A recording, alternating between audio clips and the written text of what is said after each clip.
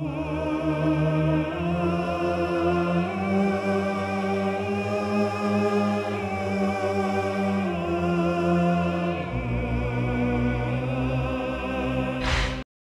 आदाब, मैं हूं अतहर काज़मी और आप देख रहे हैं खदीजा टीवी। आपके पसंदीदा प्रोग्राम सेहतमंद ज़िंदगी को लेकर एक बार फिर आपकी खिदमत में हाजिर हुए हैं और आज हम डिस्कस करेंगे हड्डी से रिलेटेड उन रोगों के बारे में, उन अमराज के बारे में जिससे आप या आपके रिश्तेदार या आपके आसपास के लोग मुतासर हैं।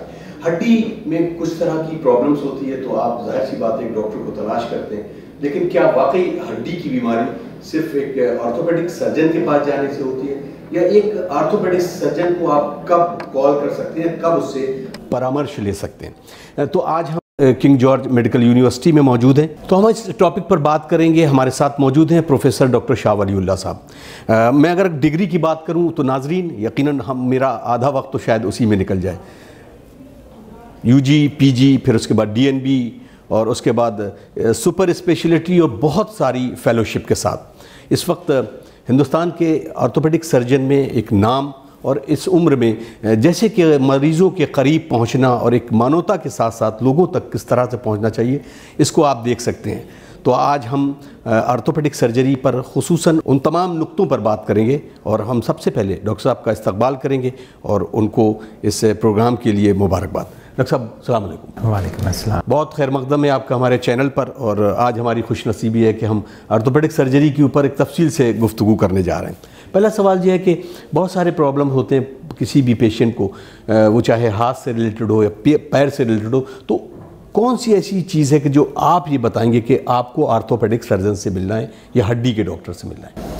देखिए, हम लोग जैसे स्पाइन का हमारा जो स्पेशलिटी है, हम लोग स्पाइन स्पेशलिस्ट जो हमारा डिपार्टमेंट है, इसमें सभी तरह के जो पेशेंट्स हैं, चाहे उनका हाथ लॉन्ग बोन्स के की दिक्कत हो, जैसे हाथों में या पैरों में कोई दिक्कत हो, तो हमारे वहाँ एक ग्रेडेशन है कि आपको जिस चीज़ की दिक्कत है उसके हिसाब से हम आपको पहले स्पेसिफाई कैटेगराइज कर लेते हैं कि आपको जो दिक्कत है उसके हिसाब से उस स्पेशलिटी में आपको कर देते हैं।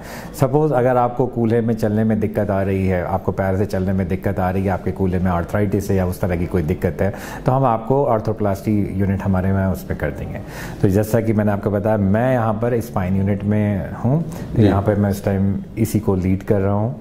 तो जो भी स्पाइन से रिलेटेड प्रॉब्लम्स होती हैं तो वो सारी चीज़ें हम अपने यूनिट में देखते हैं, जैसे कि बच्चों में जैसे रीढ़ में टेढ़ापन हो या उनको जन्मजात पैदाइशी उनकी रीढ़ की हड्डी टेढ़ी जिसे हम स्कोलियोसिस कहते हैं, काइफोसिस होते हैं, या उनकी कमर में दर्द हो, कुछ भी जो रीज़न्स हो। फिर उसके बाद अगर हम और उससे ऊपर की एज में जो एडोलेसेंट जो यंग एज के पेशेंट्स होते हैं, उनको बैक पेन की प्रॉब्लम रहती हैं, कभी कभी कुछ चीज़ें ऐसी होती हैं जिसमें उनको सर्जरी की भी ज़रूरत होती है, तो वो सर्जरीज हम देखते हैं। फिर जो उससे ऊपर जो ओल्ड एज वाला जो पेशेंट्स होते हैं, तो उनको हमारी शायद को ज़्यादा, क्योंकि कोई भी आदमी अपनी जो लाइफ में है कभी ना कभी उसे बैक पेन ज़रूर हुआ होता है। अब उसकी वजह चाहे जो हो, वो वजह को हम ढूंढते हैं, उसके हिसाब से ट्रीटमेंट करते हैं। तो जो हमारी स्टैट्स भी कहती है कि दुनिया में जितने भी आदमी हैं वो 75 to 80% आदमी ऐसे हैं कि जिनको कभी ना कभी बैक पेन ज़रूर हुआ है। तो उन बैक पेन्स के कैसे डील करना है वो हम कैटेगराइज करते हैं कि एज वाइज किसकी क्या दिक्कत है, उनको क्या प्रॉब्लम्स हैं, उनको हम देखते हैं और अकॉर्डिंगली ट्रीट करते हैं। डॉक्टर साहब, अब क्योंकि हड्डी के बारे में बताया, क्योंकि आपने इसको पूरा एलेबोरेट कर दिया कि आपकी यूनिट जो है वो स्पाइन सर्जरी यानी रीढ़ की हड्डी के बारे में और उससे रिलेटेड जो रोग होते हैं या अमराज होते हैं उसको डील करते हैं। पहला सवाल ये है कि हमारे जहन में एक आम आदमी के, एक बिल्कुल लेमैन के जहन में ये जाता है कि हम जब रीढ़ की बात करते हैं तो ये दिमाग से जुड़ता है और इसकी सर्जरी सिर्फ न्यूरो सर्जरी होती है। तो इस पर ज़रा डिफाइन कर दें थोड़ा सा कि इसमें क्या फ़र्क है और क्या अंतर है। लेकिन न्यूरो सर्जरी आपने एक सवाल ऐसा किया है कि जो कई लोग इसमें कंफ्यूज रहते हैं, कहते हैं कि मुझे नसों की प्रॉब्लम है तो मैं न्यूरो सर्जन को दिखाऊं या ऑर्थोपेडिक सर्जन को दिखाऊं या स्पाइन सर्जन को दिखाऊं। तो आज की डेट में जो हमारा कंसेंसस है तो उसको आपके जैसे आपकी जो स्पाइन की प्रॉब्लम्स हैं तो आप न्यूरो सर्जन्स को भी दिखा सकते हैं, ऑर्थोपेडिक सर्जन्स को भी दिखा सकते हैं, स्पाइन सर्जन्स को भी दिखा सकते हैं। ऑर्थोपेडिक सर्जन उतना ही स्पेशलाइज हैं स्पाइन की सर्जरीज में जितना कि न्यूरो है। अगर आपके अंदर जो रीढ़ की हड्डी हड्डी के अंदर जो आपकी नसें, स्पाइनल कॉर्ड जिसे हम बोलते हैं, अगर उसके अंदर की कोई प्रॉब्लम है तो वो स्पेसिफिकली न्यूरोसर्जन्स देखते हैं। अदरवाइज जैसे आपकी स्पाइनल कॉर्ड के ऊपर जो उसकी हड्डियां हैं, जो आपकी स्पाइन जैसे जिससे बनती है, तो वो सारी चीज़ें डील करने में उसमें कोई भी दिक्कत हो, जैसे स्पाइनल कॉर्ड के ऊपर जो आपकी कवरिंग है, जिसे हम वर्टिब्रल कॉलम बोलते हैं जी, जो आपकी हड्डियों का कवर होता है, तो वो सब ऑर्थोपेडिक सर्जन भी देखते हैं, स्पाइन सर्जन भी देखते हैं इक्वली, उसमें कोई ग्रेडेशन नहीं है। जो आप सुनते हैं कि नसों की दिक्कत है, पैरों में झंझनाहट हो रही है, तो ये स्पाइन सर्जन या ऑर्थोपेडिक सर्जन इक्वली देखते हैं, इसमें कोई ऐसा ग्रेडेशन नहीं है। अगर कोई दिक्कत दिमाग से है तो वो स्पेसिफिकली आपके न्यूरोसर्जन के पास आती है। स्पाइन से related problem anyone can do the job. चलिए, बहुत बहुत शुक्रिया। तो नाज़रीन, आपने एक ये सवाल का एक अहम जवाब सुना। अब हम, क्योंकि आज का टॉपिक हमने ऑर्थोपेडिक सर्जरी पे रखा था, लेकिन डॉक्टर साहब की जो स्पेशलिटी है, सुपर स्पेशलिटी है, उस पर स्पाइन सर्जरी पर, यानी रीढ़ की हड्डी से रिलेटेड। अब ये जो प्रॉब्लम आती है डॉक्टर साहब, क्या ये बचपने में से होती है, जन्मजात जिसे कहते हैं उस पर होती है, या एज के साथ साथ कभी हड्डी का टेढ़ा होना, तो ये कैसे होती है, इसके बारे में हम आप बताएं। ये ज़्यादातर बच्चों में होती हैं, मतलब इसको भी हम 2 कैटेगरी में देखते हैं, एक बच्चों में और एक बड़ों में। तो ज़्यादातर ये बच्चों में प्रॉब्लम्स आती हैं, जैसे अप टू 20 ईयर्स 18 ईयर्स तक के जो बच्चे होते हैं उनमें ये प्रॉब्लम्स हम देखते हैं। तो जो पैदा हुए बच्चे होते हैं, जैसे उनमें कंजेनाइटल स्कोलियोसिस की प्रॉब्लम होती है, जो एकदम पैदा हो, उनकी रीढ़ की हड्डी टेढ़ा, तो 6 महीने के बाद, 6 महीने की एज में हम उनको आइडेंटिफाई कर लेते हैं, तो वो कंजेनाइटल स्कोलियोसिस कहलाती है। ठीक है। अप टू 5 इयर्स तक के जो बच्चे होते हैं उनको इन्फेंटाइल या जुवेनाइल स्कोलियोसिस, जैसे जैसे उनकी एज प्रोग्रेस करती है, ठीक है, तो अप टू 10 इयर्स तक अगर हम उन बच्चों को आइडेंटिफाई कर लें कि जिसमें ये प्रॉब्लम है, तो वो और अच्छे से ट्रीट कर सकते हैं। कभी कभी अगर आप पहले हमसे अगर परामर्श ले लेते हैं तो शायद उसमें ऑपरेशन की भी ज़रूरत ना पड़े। तो देखना पड़ता है, क्योंकि हमें उसके कर्व का प्रोग्रेशन अगर हम पहले ही रोक दें, उसके बढ़ने से रोक दें, तो ऑपरेशन की भी ज़रूरत नहीं पड़ती। लेकिन कभी कभी जो मरीज़ हमारे पास आते हैं रिमोट एरिया से, जिनको इनके बारे में इंफॉर्मेशन नहीं होती है, वो इसको एक कर्ज की तरह लेते हैं कि ये एक अभिशाप है, तो ये सही नहीं होगा। तो ऐसा नहीं है। आज की डेट में मतलब लखनऊ में भी यहाँ पर हर तरह की स्पाइन सर्जरीज अवेलेबल है। कोई भी, जो भी आपके बच्चों की, चाहे रीढ़ की हड्डी का टेढ़ापन हो या आपके 70-80 साल के जो बुज़ुर्ग हैं, उनमें भी अगर कोई प्रॉब्लम आती है तो वो भी ट्रीटेबल है। तो स्पेसिफिकली जब भी हम बात कर रहे हैं स्कोलियोसिस की, जो रीढ़ की हड्डी का टेढ़ापन, तो आज के डेट में जैसे पहले था, अगर हम 2 साल पहले की बात करें तो इसके ऑपरेशन के लिए आपको दिल्ली, बॉम्बे जाना पड़ता था, बट अब ये सारी सर्विसेज हमारे डिपार्टमेंट में अवेलेबल हैं। और मैं आपके ज़रिए एक कम्युनिकेट भी करना चाहूँगा, अगर आपके एरिया में किसी को भी इस तरह की प्रॉब्लम दिखती है तो यहाँ पर आप उनको भेजें, क्योंकि यहाँ पर इलाज एक तो कम से कम पैसों में हो जाता है और बहुत सारी सुविधाएं सरकार की तरफ से भी अवेलेबल हैं, जो कभी कभी इसमें फ्री ऑफ कॉस्ट भी हो जाता है इनका इलाज। बहुत खूब डॉक्टर साहब। डॉक्टर साहब, अब यहाँ पर एक ट्यूबरक्लोसिस है, बोन से रिलेटेड, और बहुत ज़्यादा ये होती है कि रीढ़ की हड्डी में हो जाती है। तो क्या ट्यूबरक्लोसिस के लिए भी कोई एज फैक्टर है, या मेल या फीमेल में जेंडर के साथ जुड़ाव है? इसको कैसे आप मैनेज करते हैं और उसको कैसे समझाएंगे आप? ये आज की डेट में हमारे इंडिया की सबसे बड़ी प्रॉब्लम है, क्योंकि हमारा एक टारगेट था 2025 तक है, अभी इनफैक्ट टारगेट है, पहले भी ये टारगेट मॉडिफाई हुआ, पहले हम इसे 2023 में इरेडिकेट करना चाहते हैं, लेकिन आज की डेट में ये टारगेट है कि 2025 तक हम ट्यूबरक्लोसिस को अपनी कंट्री से ख़त्म करना चाहते हैं, इरेडिकेट करना चाहते हैं।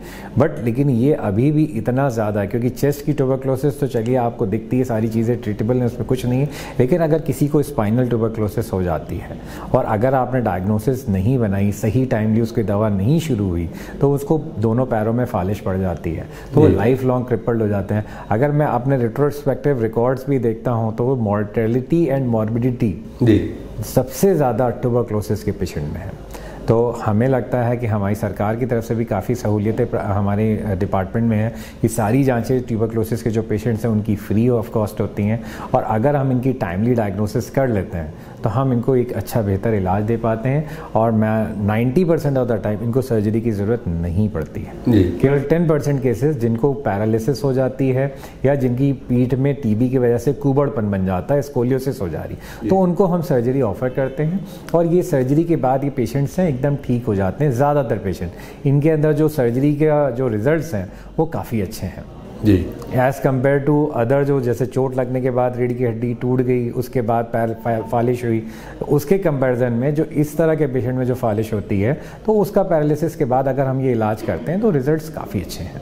डॉक्टर साहब टीबी के बारे में बताया, अब मैं जानना चाहता हूँ या तमाम वो नाज़रीन जो इस प्रोग्राम को देख रहे हैं, ट्यूबरकुलोसिस जो एटीटी चलाते हैं उसमें क्या जो लंग्स की टीबी होती है जो नॉर्मली आदमी देखता है उसको बताता है, उसको पता होता है कि टीबी अगर इस तरह से ट्रीटमेंट के लिए कितना अहम है इस पूरी मेडिसिन को, इस पूरे कोर्स को चलाना, और ये ड्यूरेशन कितने दिन का होता है? बहुत अच्छा सवाल है। इसमें जो स्पाइनल ट्यूबरकुलोसिस जो आपकी है तो इसमें ट्रीटमेंट थोड़ा सा लंबा चलता है। इसमें जो हमारी गवर्नमेंट की जो इंडेक्स गाइडलाइन है वो 1 साल के लिए ट्रीटमेंट एडवोकेट करती हैं। जैसे लंग की ट्यूबरकुलोसिस है वो 6 महीने में ट्रीट हो जाती है, बट जो भी एक्स्ट्रा आर्टिकुलर जो आपकी जो हड्डियों की ट्यूबरकुलोसिस है उसमें 1 साल का ट्रीटमेंट एडवोकेटेड है। पहले 2 महीने में हम 4 ड्रग्स देते हैं, उसके बाद फिर 3 ड्रग्स का रेजिमेंट 8 से 10 महीने तक पेशेंट टू पेशेंट वेरी करता है। जिसको आराम हो जाता है हम जल्दी भी बंद कर सकते हैं, लेकिन अमूमन 1 साल पे हम बंद करते हैं। कभी कभी ये टीबी का ट्रीटमेंट हमें और लंबा भी करना पड़ता है। और जो patient multiple drug resistant tuberculosis के होते हैं उनमें 18 से 24 महीने तक हमें टीबी की दवा देनी पड़ती है। सर्जरी के बारे में अब हम आते हैं, क्योंकि मेडिसिन तो बहुत ही इंपॉर्टेंट है। सर्जरी में, स्पाइन सर्जरी में जो कॉलम्स होते हैं उसके बारे में अगर कभी ब्रेक कर जाए तो क्या आप उसको ट्रांसफ़र करके रिप्लेस करते हैं? तो किस तरह के, ताकि ये तमाम लोगों को, हालांकि आम आदमी को जानने के लिए ज़रूरत नहीं है, लेकिन क्योंकि मिथ और जहन में सवाल उठते हैं तो उसके लिए मैं चाहता हूँ कि जवाब आप इसका दें। आज की डेट में जैसे पहले एक मिथ था कि आप स्पाइन की सर्जरी कराएंगे और आपको फिर चल नहीं पाएंगे, आप बेड पे पड़ जाएंगे। तो आज की डेट में ऐसा कुछ नहीं है। Spine surgery is very safe. तो अगर आप स्पाइन की सर्जरी कराते हैं उसके बाद ऐसा हम आज की डेट में जिसकी सर्जरी करते हैं तो यूजली मतलब डिपेंड करता है कि कॉज क्या है। जैसे ट्यूबरकुलोसिस के पेशेंट हैं, अगर वो दर्द की वजह से उनके अंदर ऑपरेशन करना पड़ रहा है तो ऑपरेशन के बाद वो 3 से 4 दिन पे चलने लगते हैं। और अगर पैरालिसिस की वजह से है तो जैसे जैसे अपनी रिकवरी होती है 1.5 से 2 महीने के बाद रिकवर करने के बाद वो भी अपना चलने लगते हैं। और जैसा कि आपने बताया कि जैसे जो इस तरह के पेशेंट होते हैं जैसे 30-40 साल की उम्र में उनकी रीढ़ की हड्डी में कोई डिफेक्ट आ गया कि रीढ़ की हड्डी आगे पीछे खिसक गई, तो उनको हम ऑपरेशन करके अपनी जगह पे बैठा लेते हैं। तो जो पहले होता था बताते थे कि आपको बेड रेस्ट 6 महीने करना है, ऐसा कुछ नहीं है। आप दूसरे तीसरे दिन से चलने लगते हैं और कोई पैरालिसिस का खतरा नहीं रहता है इस तरह की सर्जरीज में, जैसा कि पहले बताया जाता था। क्योंकि आज की डेट में टेक्नोलॉजी बहुत एडवांस कर गई है, ठीक है। तो ऐसा एकदम दिमाग में ना डालें। अगर आपको ज़रूरत है पहले तो आप सलाह लें अपने डॉक्टर से, और अगर ज़रूरत है स्पाइन सर्जरी की तो आप उसे करा लें। ऐसा कुछ नहीं है आप सोचें कि आप सर्जरी कराएंगे और आप बेड पे आ जाएंगे, ऐसा कुछ नहीं है। चलिए, तो नाज़रीन आप देख रहे हैं प्रोग्राम सेहतमंद ज़िंदगी, और आज हम बात कर रहे हैं स्पाइन सर्जरी के बारे में। डिपार्टमेंट ऑफ आर्थोपेडिक सर्जरी में मौजूद हैं प्रोफेसर डॉक्टर शाह वलीउल्लाह साहब से हमारी ये गुफ्तगू जारी है। डॉक्टर साहब, अब बहुत सारे मिथ हैं, और ख़ासतौर से एक जो सवाल जो उठता है कि जब किसी शख्स को पैरों में तकलीफ़ हो जाए या उसके कूल्हे में कोई तकलीफ़ हो जाए तो डॉक्टर कहते हैं कि रिप्लेस कराना है। रिप्लेसमेंट के लिए जो रिप्लेस कराना है, यानी अब उन्हें भी पता है कि किडनी का अगर ट्रांसप्लांट होता है तो वो तो ठीक है, समझ में आता है, ये कैसे ट्रांसप्लांट होता है और उसको कितना सेफ है और कैसे पेशेंट को समझाया जाएगा? देखिए, आज की डेट में हमारे डिपार्टमेंट में आपका hip replacement surgery, knee replacement surgery routinely हो रही है। मतलब every day we are doing 4-5 operation for this thing, ठीक है। तो बहुत रूटीनली, और इनके जो रिजल्ट्स हैं वो भी काफ़ी अच्छे हैं, स्पेशली जो हिप रिप्लेसमेंट है और नी रिप्लेसमेंट के। और जो दूसरा हम अगर बात करें जो रेयर जो कभी कभी हम करते हैं, जैसे अब हमारे डिपार्टमेंट में शोल्डर रिप्लेसमेंट भी हो रहा है और आपका एल्बो रिप्लेसमेंट भी हो रहा है। तो इसमें हम क्या करते हैं, जो सिंथेटिक जैसे टाइटेनियम कोबाल्ट के एलॉयज होते हैं वो आर्टिफिशियल प्रोसेसेस बनी हुई होती है, उससे हम इसको रिप्लेस कर देते हैं। और यूजली मतलब 20 से 25 साल तक इनकी लाइफ रहती है और आराम से आदमी की लाइफ कटती है। जैसे आप सुनते होंगे कि घुटनों में दर्द बहुत हो रहा है, तो 70% केसेस में तो हम कंजर्वेटिव रखते हैं। लेकिन जिनको दवा सिकाई से आराम नहीं हो रहा है या जिनका घुटने की हड्डी एकदम टेढ़ी हो गई है, वो चलने में एकदम माजूर हो गए हैं, तो उन पेशेंट को हम सर्जरी ऑफर करते हैं। एंड अल्हम्दुलिल्लाह इस सर्जरी के बाद वो दूसरे तीसरे दिन से चलने लगते हैं और उनकी लाइफ बहुत कंफर्टेबल हो जाती है। वो अपनी सोशल लाइफ अपनी इंजॉय करने लगते हैं। चाहे देखिए, जैसे घुटने की जो सर्जरीज है वो यूजुअली ओल्ड एज वाले पेशेंट्स में होती हैं जो रिप्लेसमेंट्स हैं, और जो कूल्हे के रिप्लेसमेंट है तो उसका वजह होती है कि भाई यंग एज में ज़्यादातर ये पेशेंट्स रहते हैं कि एवेस्कुलर नेक्रोसिस, जैसे उनके कूल्हे की नसें सूख जाती हैं तो उनके कूल्हे का जो शेप है वो ख़राब हो जाता है। उस कंडीशन में हमें उसको रिप्लेस करना पड़ता है। तो उनको रिप्लेस करने के बाद वो भी तीसरे चौथे दिन से चलने लगते हैं, डिपेंड करता है कि उनकी हड्डी कितनी मजबूत है, लेकिन मिनिमम चलने वाली जो चीज़ है वो तीसरे चौथे दिन से हो जाती है और 2 से 3 महीने में पूरी रिकवरी होके वो अपनी नॉर्मल लाइफ एंजॉय करते हैं। चलिए डॉक्टर साहब, इसी पे रिलेटेड एक सवाल जो है वो ले लेते हैं। एक साहब ने सवाल पूछा है कि उनको ये एवियन नेक्रोसिस है जो वेस्कुलर, लेकिन बायलेटरल है, क्या ये बायलेटरल हो जाना भी एक आम बात है? एक उसमें हिप में ज़्यादा प्रॉब्लम है और दूसरे में बिल्कुल शुरुआत हुई है, तो इसको डॉक्टर साहब अगर देखा जाए तो किस तरह की सर्जरी, एक अगर सर्जरी उन्होंने करा ली है, सेकेंड पार्ट को कि बहुत जल्दी कराना है या किस तरह से, इसके बारे में आप तो जैसे ए वेस्कुलर नेक्रोसिस मैंने बताया, जो उसका अगर हम लेमन टर्म में बात करें तो कूल्हे की नसें सूख गई हैं जी। तो ये डिपेंड करता है कि जो कूल्हे की नस सूखने के बाद जो आपका कूल्हा है उसका जो शेप है वो कितना मेंटेन्ड है, उसकी हमारी एक ग्रेडिंग होती है, जैसे हम फिकेट आर्लेट ग्रेडिंग बोलते हैं। तो अगर ग्रेड 1 ग्रेड 2 तक है तो सर्जरी की ज़रूरत नहीं होती, अगर ग्रेड 3 ग्रेड 4 में आ जाते हैं तो सर्जरी की ज़रूरत पड़ती है। तो अगर एक कूल्हे में इतना आगे प्रोग्रेस कर गया है कि आप चलने में माजूर हो गए हैं और ग्रेड 3 ग्रेड 4 में, तो आपको हम सर्जरी ऑफर करते हैं। और अगर आपका दूसरा कूल्हा अगर ग्रेड 1 ग्रेड 2 की कंडीशन में, तो हमें सर्जरी की ज़रूरत नहीं है, उसमें फिर हम दवा से उसको ट्रीट कर सकते हैं। जी डॉक्टर साहब, आप सवाल, एक और सवाल इन्होंने किया, इन्होंने कहा कि मेरी उम्र तकरीबन 55 ईयर्स है और मेरे दाएं पैर में बहुत तेज़ शदीद किस्म की झंझनाहट और दर्द होता है, धीरे धीरे देखने में आ रहा है कि पैर मेरा सिकुड़ रहा है, यानी छोटा होते जा रहा है, तो इसमें क्या प्रॉब्लम है और कैसे इसको मैनेज करें? इनके कूल्हे का एक्सरे करा के हमें देखना पड़ेगा कि क्या दिक्कत है, कि इनके कूल्हे से इनको दिक्कत है या इनकी कमर से दिक्कत है। तो इनको प्रॉपर एक बार इन्वेस्टिगेट करेंगे, उसके बाद जब कॉज हमें पता चल जाएगा उसके अकॉर्डिंगली हम ट्रीट करते हैं। लेकिन जिस तरह से आप बता रहे हैं, मुझे लगता है कि उनके कूल्हे में प्रॉब्लम है, तो कूल्हे का एक्सरे करा के हमें देखना पड़ेगा, वहीं से कुछ नस पे दबाव हो रही है, और जो कूल्हे की प्रॉब्लम को जब हम रिमूव करेंगे तो वो नस पे दबाव ख़त्म हो जाएगा और वो नॉर्मल लाइफ पे अपना आ जाएंगे।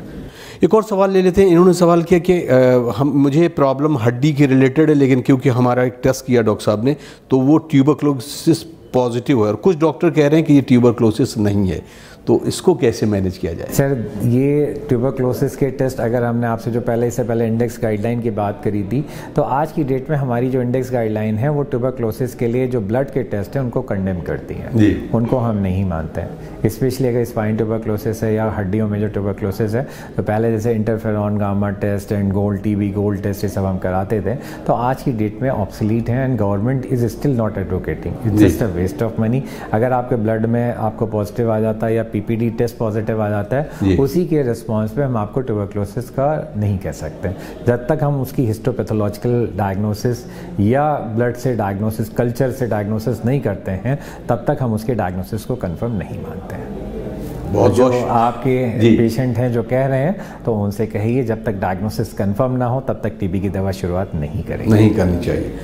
बहुत शुक्रिया डॉक्टर साहब। अब कुछ और सवाल हैं, ख़ासतौर से इस बीमारियों में लेकर आप खान पान, क्योंकि हमारा जो खान पान है रोज़मर्रा की ज़िंदगी में डाइट को हम कंट्रोल ही नहीं करते, तो उस पर भी एक सवाल यह है कि किस तरह से इन तमाम बीमारियों को रिलेटेड लेके क्या कोई डाइट चार्ट है या खाने पीने को किस तरह से देखना चाहिए और कैसे मैनेज करना चाहिए इसमें? खाने पीने के लिए देखिए डिपेंड करता है कि आप किस एज में हैं पेशेंट, उसके अकॉर्डिंगली हम उसको एडवोकेट करते हैं। तो जैसे हमारे पास जो डाइट के लिए होते हैं, यूजली जो 50s के बाद वाले जो पेशेंट्स आते हैं तो उनकी कंप्लेंट होती है कि हमारा वेट बहुत बढ़ रहा है, हम टहल नहीं पा रहे हैं, हमारे घुटनों में दर्द इतना ज़्यादा है कि हम कमर में दर्द ज़्यादा है, हम टहल नहीं पा रहे हैं, तो हम क्या करें डॉक्टर साहब, कैसे वेट कम करें? तो उनको हम जो डाइट चार्ट बताते हैं कि आप मॉर्निंग में आपको जो, अगर वो डायबिटिक नहीं है, ठीक है, और कोई कोमॉर्बिडिटी नहीं है उनको, तो हम ये बताते हैं कि मॉर्निंग में जो आपको खाना खाना है आप खाइए आराम से, जितना खाना खा सकते हैं। दिन में भी आप लीजिए, बट आपका ब्रेकफास्ट हेल्दी होना चाहिए। और हेल्दी का मतलब ये मतलब पूड़ी कचौड़ी और इस तरह की नहीं, नॉर्मल जो आपका होता है, जो सादा खाना आप खाते हैं वो खाना खाइए। हफ्ते में एक आध बार आपको खाना खा लीजिए, बट लेकिन ऑयली खाना, जो आपका मतलब हैवी कैलोरी वाले जो चीज़ें, वो चीज़ें नहीं खाई। और शाम का जो खाना है वो आपको जल्दी खा लेना चाहिए, 7-8 बजे के आसपास खा लेना चाहिए, और सैलड उसमें ज़्यादा होना चाहिए। मतलब उसमें हैवी डाइट आपकी ऑयली आपको रात के टाइम नहीं लेने चाहिए, बिकॉज उसका फिर डाइजेशन होने में दिक्कत होती है, और फिर वही जाके आपका फैट आपकी आर्टरीज में सब डिपॉजिट होता है, फिर आपको मोटापा, अनहेल्दी मतलब आपका लाइफ स्टाइल हो जाता है, तो वो चीज़ें सही नहीं है। डॉक्टर बहुत जल्दी बहुत तेज़ी से टाइम बढ़ रहा है, सेल्फ मेडिकेशन, ख़ासतौर से बोन से रिलेटेड कट आवाज़ आना या इस तरह से किसी ने भी बता दिया कि आप कैल्शियम ले लीजिए, तो ये सेल्फ मेडिकेशन कितना ख़तरनाक है? देखिए, कैल्शियम की कमी इतना आसान नहीं है किसी की बॉडी में होना। एक मिथ है कि आपके जो हमारे पास स्पेशली यंग फीमेल्स बहुत आती हैं कि साहब हमें दर्द हो रहा है और हमें कैल्शियम की कमी हो गई, डॉक्टर साहब कैल्शियम लिख दीजिए। तो ऐसा बड़ा कह पाना मतलब इतना आसान नहीं, क्योंकि या तो हम विटामिन डी ज़रूर सब में कम रहता है, ठीक है, क्योंकि हमारे इंडिया में जो डाइट कोई फोर्टिफिकेशन नहीं है और जो हमारा एनवायरनमेंट है वो इस तरह का है कि हमें जो एटमॉस्फेयर से भी जो है डायरेक्ट विटामिन डी सिंथेसिस नहीं हो पाती है। तो विटामिन डी सप्लीमेंटेशन तो डाइट में बहुत ज़रूरी है, वो हमें करना चाहिए। बट जो कैल्शियम है अपने आप नहीं शुरू करना चाहिए। अदरवाइज कैल्शियम में ओवर कैल्शियम, देखो अगर आप एक्सेसिव कैल्शियम ले रहे हैं तो आपके एक्सक्रीटरी सिस्टम से वो बाहर ही निकल जाएगा, वो एब्जॉर्ब नहीं होगा। और कभी कभी ऐसा होता है एज ए साइड इफेक्ट आपके किडनी के स्टोन्स भी हो सकते हैं उससे, और एक्स्ट्रा कैल्शियम आपके हार्ट में भी डिपॉजिट हो सकता है अगर आपकी एज ज़्यादा है तो मेरी राय में विदाउट डॉक्टर प्रिस्क्रिप्शन या उनकी बिना राय के आपको नहीं शुरू करना चाहिए। डॉक्टर साहब, आखिर में एक सवाल, एक्सरसाइज कितना इम्पोर्टेंट पहलू है एक आर्थोपेडिक सर्जन के तौर पे, कैसे आप बताएंगे मुख्तलिफ चीज़ों पर? ये तमाम चीज़ें जो डिस्कस की उसको भी कोरिलेट करें, और दीगर जो चीज़ें आती उसमें एक्सरसाइज कितना अहम रोल? सबसे इम्पोर्टेंट आपका जो है एक लाइफ स्टाइल मैनेजमेंट है। लाइफ स्टाइल में आप मतलब आपने कहा है लास्ट सवाल है, तो लाइफ स्टाइल मैनेजमेंट में आपको सबसे इम्पोर्टेंट है आपको अपने लिए थोड़ा टाइम निकालना ज़रूरी है, और वो थोड़ा टाइम आपको एक्सरसाइज में आपको अपनी बॉडी को देना चाहिए। तो सब कहते हैं कि साहब हम बिज़ी इतना रहते हैं, हमें बच्चों के ऊपर ध्यान देना पड़ता है, हमारे हस्बैंड यहाँ जाते हैं तो हम टाइम नहीं निकाल पाते, एक्सरसाइज नहीं कर पाते। तो मैं ये राय बस एक आपको चीज़ बताना चाहता हूँ, आपकी दुनिया में जो आपका सबसे बड़ा बेस्ट फ्रेंड है वो आपकी बॉडी है। तो बॉडी क्यों है? क्योंकि सब लोग आपको छोड़ के जा सकते हैं, लेकिन जो सबसे लास्ट में जाएगी वो आपकी बॉडी छोड़ेगी, और आप उसी का ध्यान नहीं रख रहे हैं, तो कितनी गलत बात है। तो आपको अपनी बॉडी का ध्यान कैसे दे सकते हैं? आपको रोज़ एक्सरसाइज करनी चाहिए। आप किसी भी एज में हैं आपको एक्सरसाइज करना ज़रूरी है। मान लीजिए अगर आप यंग हैं, जैसे 30-40 की एज में हैं, तो आपके लिए 100% मैंडेटरी है, क्योंकि जो आप एक्सरसाइज करेंगे उससे आपकी हड्डियां ही नहीं मांसपेशियां भी मजबूत होंगी। It's just like a bone bank, कि आज आप एक्सरसाइज कर रहे हैं वो आपके बुढ़ापे में काम आएगी। और अगर आप ओल्ड एज में हैं, आप कुछ भी एक्सरसाइज करने में आपको लगता है कि हम थक जाते हैं, तो एटलीस्ट आप मॉर्निंग वॉक करिए, तो वो अपने आप में सबसे बड़ी एक्सरसाइज में सारी मसल्स का मूवमेंट हो जाता है, वो एक अच्छी एक्सरसाइज है। तो मेरे हिसाब से सबको एक्सरसाइज करना मैंडेटरी है। एज फैक्टर भी बता दिए, क्योंकि कभी कभी कुछ लोग होते हैं, ये सवाल मेरा बीच में एकदम से आ गया कि बहुत कम उम्र में के बच्चे, यानी तकरीबन 6-8 साल के बच्चों, क्योंकि आज के दौर में हर चीज़ ये है कि जल्दी मिल जाना, तो क्या छोटे बच्चों को कुछ हैवी एक्सरसाइज इस तरह से इसके लिए मना करते हैं डॉक्टर? छोटे बच्चों के लिए तो हम बस ये कहते हैं वो खेलें, उनको कोई अलग से एक्सरसाइज की ज़रूरत नहीं, क्योंकि उनमें कभी कभी ग्रोइंग एज पेन होता है, विटामिन डी की कमी की वजह से होता है, कभी मसल्स का डेवलपमेंट तेज़ हो रहा है, बोन्स उतनी तेज़ नहीं बढ़ पा रही हैं, विटामिन डी की कमी की वजह से हो जाता है, तो वो अपना खेलें। बस विटामिन डी सप्लीमेंटेशन इंपॉर्टेंट है, और अगर लगती है ज़रूरत तो कैल्शियम सप्लीमेंटेशन भी हम कभी कभी देते हैं, और उनके लिए अलग से कोई स्पेसिफिक एक्सरसाइज नहीं होती है, उनके लिए तो बस ये है कि दैट आउटडोर एक्टिविटीज़ करें और सन के अंदर थोड़ा खेलें ज़रूर। तो आखिर में अगर आपको लगता है कोई मैसेज जो हमारे तमाम उन नाजरीन के लिए जो फ़ायदेमंद हो, तो आप अपना मैसेज एक शॉर्ट में दे सकते। देखिए, सबसे इम्पोर्टेंटली मैं कहना चाहूँगा जो आपकी बैक है, स्पाइन है, उसकी केयर आपको करनी चाहिए। और वो कैसे कर सकते हैं? अगर आप यंग एज में हैं, ठीक है, तो हेल्दी लाइफ स्टाइल लाइक अपना एर्गोनॉमिक्स, आपके जो बैठने का तरीका है, जो सोने का तरीका है, वो इम्पॉर्टेंट है। आप किस हाइट पे बैठते हैं, आपकी जो सिटिंग लेवल है वो क्या है, तो उसको इम्प्रूव करें, अपनी बैक की केयर करें, और कुछ सिंपल एक्सरसाइजेज हैं डेली ज़रूर करें। और अगर आप ओल्ड एज में हैं तो अपने आप को एक स्क्रीनिंग ज़रूर करा लें ऑस्टियोपोरोसिस के लिए, बिकॉज हमारे पास ज़्यादातर जो पेशेंट आते हैं कि उनकी कंप्लेन ये होती कि रात में उठे, वॉशरूम गए थे, हल्का सा पैर स्लिप और हड्डी टूट गई, तो वो ऑस्टियोपोरोसिस की वजह से होती है। अगर उसको आप स्क्रीन करवा लें, पहले ही उसको आप जांच करवा लें डॉक्टर के पास जाके, तो वो एक ट्रीटेबल कॉज है, तो वो आप प्रिवेंट कर सकते हैं। तो जैसा हम लोग बताते हैं, prevention is better than cure. तो ओल्ड एज में अगर आप में तो एक ऑस्टियोपोरोसिस को स्क्रीन ज़रूर कराएं, और दूसरा आप अपनी हेल्दी लाइफ स्टाइल टहलें ज़रूर। चलिए, बहुत बहुत शुक्रिया डॉक्टर साहब, बहुत इंपॉर्टेंट डिस्कशन और आपने वक्त दिया, इसका भी बहुत बहुत तहे दिल से शुक्रिया। नाज़रीन, आप देख रहे थे प्रोग्राम सेहतमंद ज़िंदगी और हमसे महव गुफ्तगू थे प्रोफेसर डॉक्टर शाह वलीउल्लाह साहब, department of orthopaedic surgery, KGMU Lucknow, और हम उनके बेहद शुक्रगुजार हैं। नाज़रीन, आपसे भी दुआ करते हैं हमारे लिए, डॉक्टर साहब के लिए और तमाम उन लोगों के लिए जो सेहतमंद ज़िंदगी को आगे बढ़ाते हैं, उन सब के लिए ढेर सारी दुआएँ, और अपनी दुआओं में हम सबको ज़रूर याद रखें। इंशाअल्लाह अगले प्रोग्राम में फिर किसी ख़ास शख्सियत के साथ रूबरू होंगे। तब तक के लिए अपने मेज़बान अतहर काज़मी को इजाज़त दीजिए। वस्सलामु अलैकुम वरहमतुल्लाहि वबरकातुहू।